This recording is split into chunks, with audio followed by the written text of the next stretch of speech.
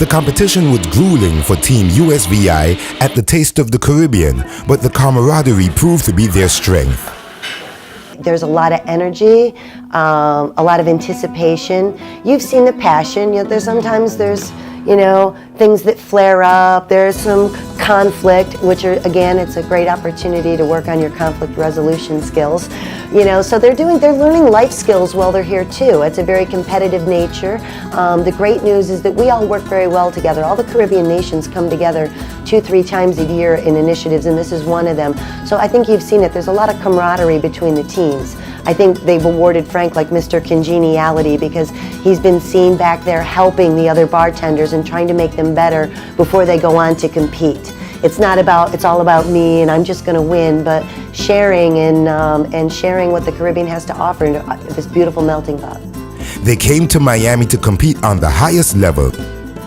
It's been really intense, but the preparation is what I'm really feeling confident about, and I'm really looking at it. And certain things that I was negative about, like the entire platform of our team and our competition, and I use the word negative because I look now at my thoughts and my reactions to the situation, and I see them in such a positive way that they were helping us now, whether it was limited ingredients, surprise baskets, or just someone else's perception. Like I know our team captain, he's like a classic chef, but he's worked in Michelin star restaurants, and he really represents our judging body. So when you think about it, he is the perfect captain for us. This is Taste of the Caribbean, Team USVI.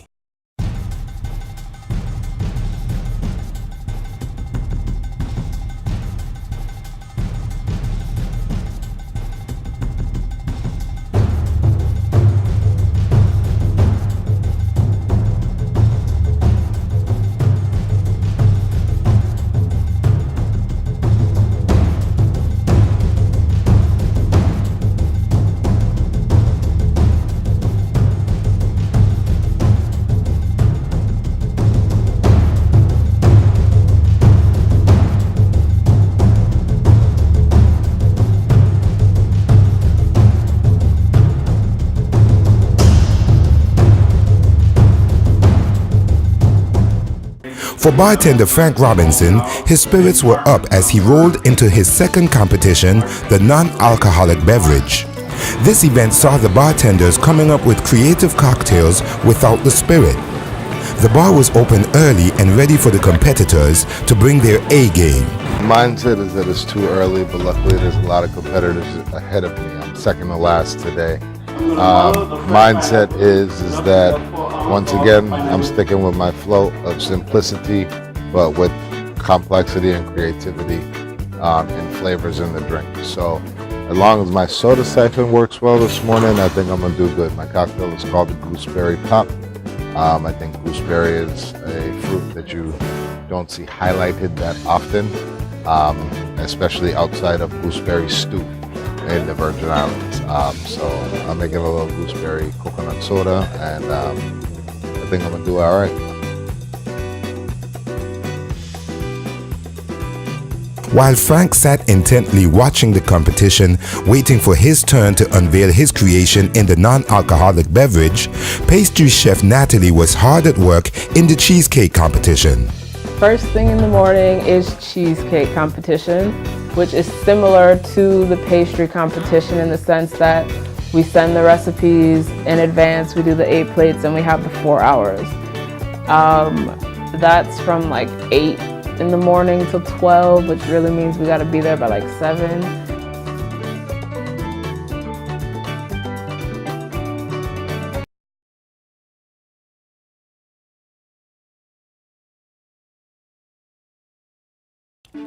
This time around, Natalie made a local cashew apple cake with chilled cheesecake and Coral Bay honey vanilla Cajun sauce. To complement it, she added a pomegranate sauce, cashew caramel tuile, mango cheesecake ice cream, a cream cheese cookie spoon, pomegranate seeds, cheesecake panna cotta, guava gelée, and a strawberry basil salad. Well, today was cheesecake. Since I did pastry chef yesterday, I was more comfortable with the kitchen, which was good. And I felt good. Everything came out pretty much exactly how I wanted it, and better. The judges already seemed to like the ice cream. They were tasting it prior to me finishing. They were tasting the cake. I did a local cashew fruit cake from St. John, and they were very interested about that too. So when you're always kind of doing little stuff that kind of draws the judge's eye in a good way, it always makes you feel just a little bit more confident. And I also finished before time, so I always feel great about that. Overall, Natalie was pleased with the outcome of her dessert, and so were her teammates. Right now, we're in the kitchen, we're finishing up. The judges outside have 2 plates that I've completed. There's 1 plate outside just for everybody to view, the viewing plate, the sample plate, and then we have 1 more plate that's inside here for the judges who are in the kitchen to taste now. So we're waiting for them to finish up outside, and then we'll get individual kind of feedback. They like this, they didn't like this, why did we use these flavors, these combinations and stuff like that. But we won't hear about any points or awards or anything until Friday at the award ceremony. By far, Natalie had the toughest schedule in the competition. At 3 o'clock is the team competition, which is totally different. That's mystery basket, and that's where all of us on the team, myself, Tatiana, Regine, and Sean, and Captain Michael, will be pushing out 40 plates like a banquet style. So you do an app, an entree, and a dessert. So clearly I'll be responsible for the dessert, but we only have like 3 hours to do it in though. So it's a little bit different than my individual competitions. You know, 4 hours to do 8 plates is like you kind of take your time. 3 hours to do 40 plates is like you gotta run around like a chicken with your head cut off. But we've been practicing for it, we've been preparing for it for months, so we already kind of have an idea. I already have an idea going in to exactly what I need, what I want to do, and I could just adapt it to if they give us passion fruit, if they give us mango, or whatever they end up giving us, I can just kind of switch it with whatever it is I'm doing. And I think that's kind of a smart game plan to go into instead of just completely winging it. With pastry, you can't really do that. You can't just, oh, I'm gonna throw some flour and some sugar and a scoop of baking powder and hope I can make a cake. It doesn't work like that. So you just kind of have to be prepared, and I think I'm ready for that. I'm kind of glad that's my last competition. Get my pastry out of the way, team is the last one, and we'll just see what happens.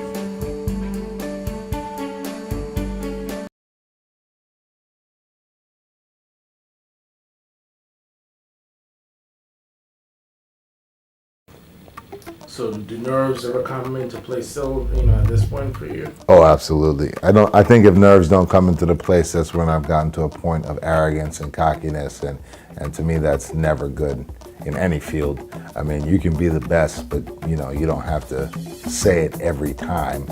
And when I go up, you know, the nerves are there. Nerves are there right before. I mean, I don't know if you saw me beforehand, but I mean, I get myself hyped like I'm going into a fight, or like when I was an athlete going into a game, the nerves are still there.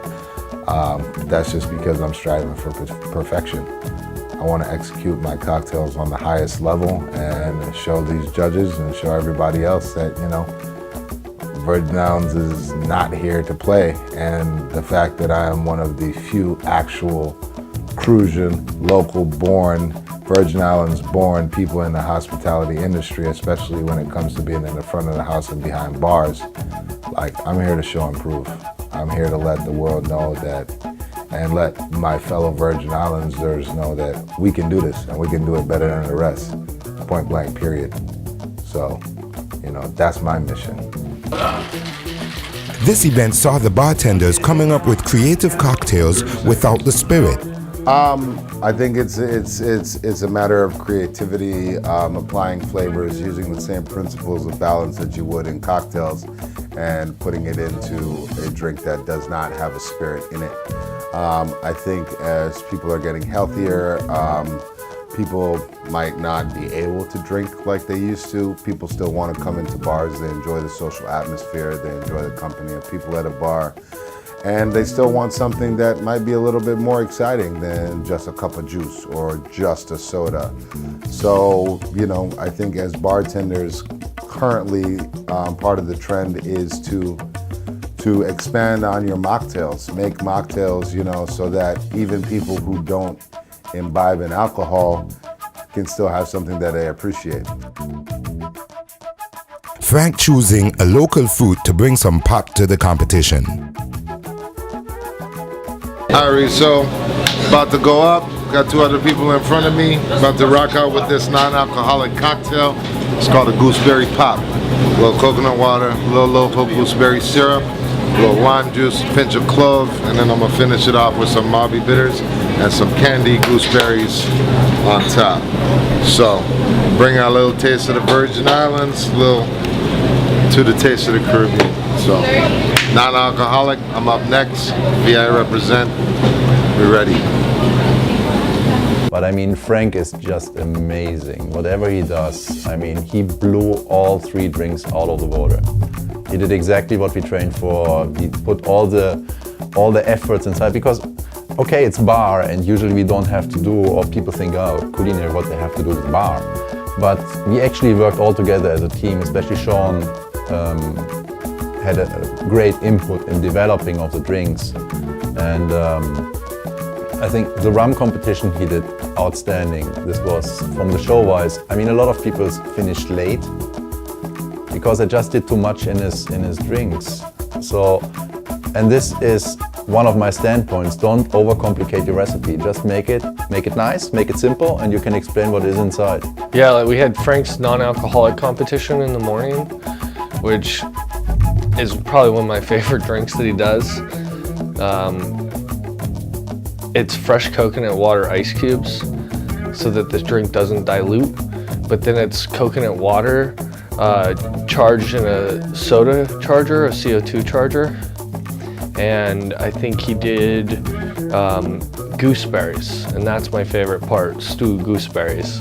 And we always get stewed gooseberries in the Caribbean, and they have like cinnamon and clove in it. And that's nice, but you know, it kind of takes away from the subtle nuances and the flavor profile of gooseberry. And for me, like if you just stew gooseberries with a little bit of sugar, lemon juice, and gooseberries, the flavor, that's one of my favorite fruits. You know, there's a lot in the Caribbean, but that one has like a wide spectrum of flavor profiles. And he did a touch of clove in it. I think he's been killing it. I'm really, really proud of how he's shown up for this competition and just really taking control and taking it very seriously, and you know, just been comfortable and really executing. So Gooseberry pop essentially is a gooseberry soda. So I did coconut water, I did a gooseberry syrup, a little bit of lime juice, and a pinch of clove. Took that, carbonated the entire thing, and it's like a nice, lightly effervescent coconut soda with this pop of gooseberry, a little hit of clove, and you know, the lime just gives it a nice bit of balance, so it's not too sweet. And then I garnished it with some candied gooseberries. Par for the course when it was Frank's turn to get behind the bar. He was firing on all cylinders. And today my non-alcoholic mocktail is going to be called the Gooseberry Pop. If you don't know what gooseberry is, I was just told it's called Cherry Mina in Jamaica. It's Physalis acidus. It's a little bit different than the gooseberry that people are used to getting in America. It is called the West Indian gooseberry or a star gooseberry. So my mocktail today is going to be using fresh coconut water,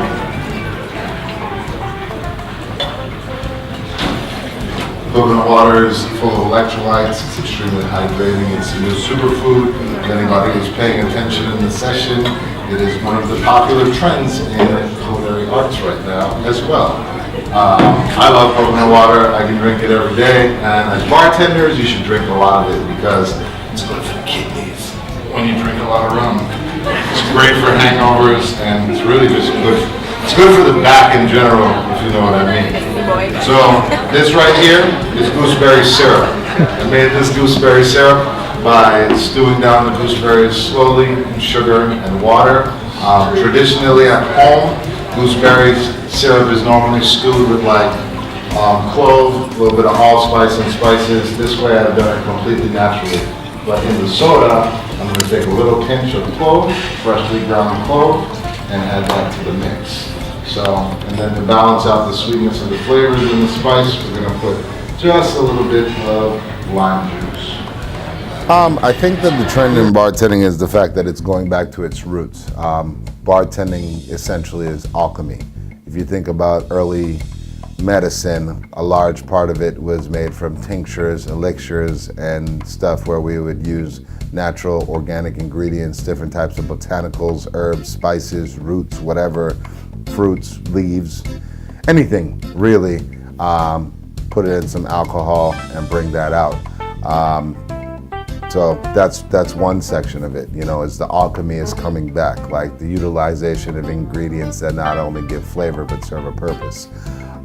Then also I think the culinary arts is beginning to have more of an influence on cocktails. You know, I think bartenders are beginning to recognize that they are not just bartenders, but they are bar chefs. They are culinary artists because you are ingesting the things that you drink, and the fact that we're using more and more natural ingredients and getting back to the roots of mixology. You know, that's what's setting the trend right now. Competition has been very, very good. We have a number of seasoned bartenders. We also have some young bartenders that have raised the bar. Every year we always see guys who've actually been able to step up, not only with profiles but also execution as well. But we've seen some guys do some very, very, very nice drinks. Here I'm about to carbonate this and turn this into a soda, hence the name Gooseberry Pop.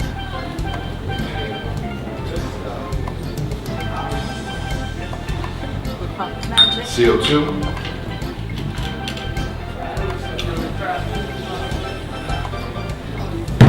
And keeping in the continuity of flavors, not wanting my drinks to get watered down, I have put in coconut water ice cubes. So as this drink melts, it'll be fantastic and delicious all the way through. 1 minute.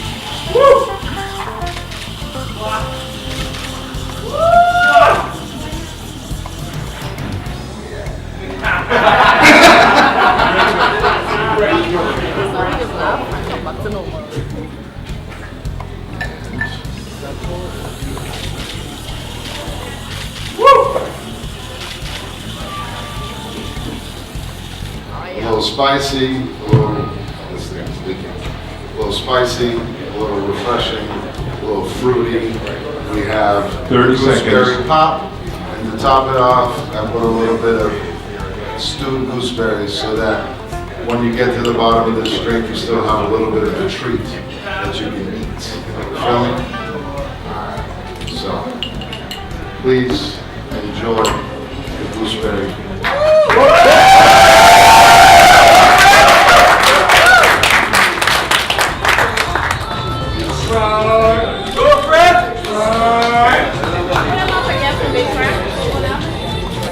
I'm happy about it today. My soda siphon worked. Everything looked beautiful.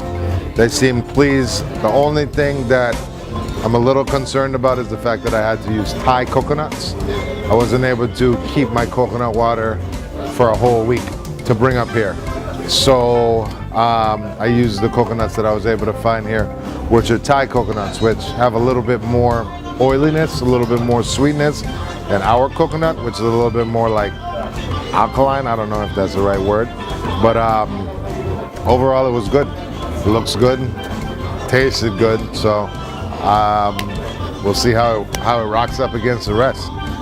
Frank felt confident in his gooseberry pop, but there was a lot more work to be done. He would end up behind the bar once again that day for the rum competition.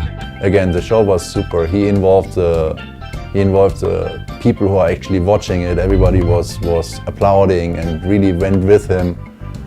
He helped bringing out all his competitors, bringing out equipment when needed. He was the only person who helped them actually. That's why you see that he's a really, really good guy. He's really talented and he will go very, very very way up. And I think he has his gold medal already, for sure. If not, I mean, I would be so surprised because he's the most consistent competitor. He's always in time. All the judges love his drinks and the different techniques he's using. So I'm thinking he's very, very strong and he will get his gold for sure. No, that was my application of a mocktail, but there was a lot of creative competition in the non-alcoholic this year, and I like to see that. I'm glad that not just myself or a few other bartenders, but that all the bartenders that are here representing the different nations are really trying to push the envelope. I think when it comes down to it, to decide which one of us is going to be the champion, it all depends upon our execution of these amazing ideas that we have. The momentum following Natalie and Frank's events set the tone for the team competition. With the spotlight finally shifting its focus on the entire team, it was time to show and prove. The months of practice and preparation finally coming to a culmination. But how did Team USVI fare? We will have to find out next time in Taste of the Caribbean Team USVI.